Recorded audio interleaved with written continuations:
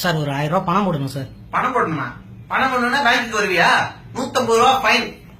Sir sir ஒரு பணம் எடுக்கணும், ஒரு 2000 ரூபாய். பணம் எடுக்கணும்னா இங்கதான் வருவியா?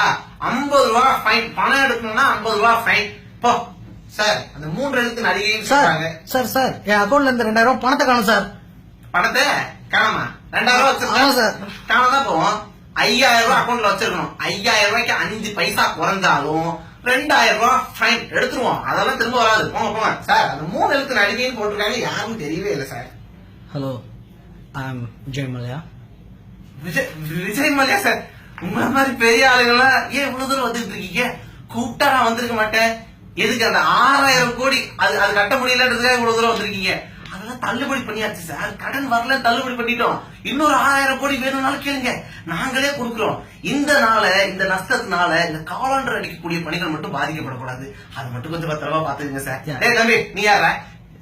சார் எஜுகேஷன் லோனுக்காக அப்ளை பண்ண. எஜுகேஷன் லோன் வாங்க வந்துட்டேன். என்ன ப்ராப்பர்ட்டி வச்சிருக்கேன்? உங்க அப்பா என்ன பண்றேன்? 12% இன்ட்ரெஸ்ட் கட்டுவியா? ப்ராப்பர்ட்டி என்ன கொடுப்ப சொல்லு. 12 ஏக்கர் நிலம் கொடுப்பேன். கொடுத்தாதான் ஒரு எஜுகேஷன் லோன் கொடுக்க முடியும். போ. நீ சட்டையும் கிழிஞ்சிருக்கு சார். நான் கொஞ்சம் ஏழைக்கு பேங்க்ல என்ன வேலை? ஏழைக்கு பேங்க் யார் அக்கௌண்ட் ஓபன் பண்ணி கொடுத்தது? யார் உனக்கு? ஏழைகளுக்கு யார் பேங்க் அக்கௌண்ட் ஓபன் பண்ணி கொடுத்தது? பெட்ரோல் தான் ஏறுது, பால் ஏறுதா? குடிச்சிட்டு சாக வேண்டியதான். ஏழைங்க எல்லாம் ஏன்டா பேங்க் வரீங்க சார்?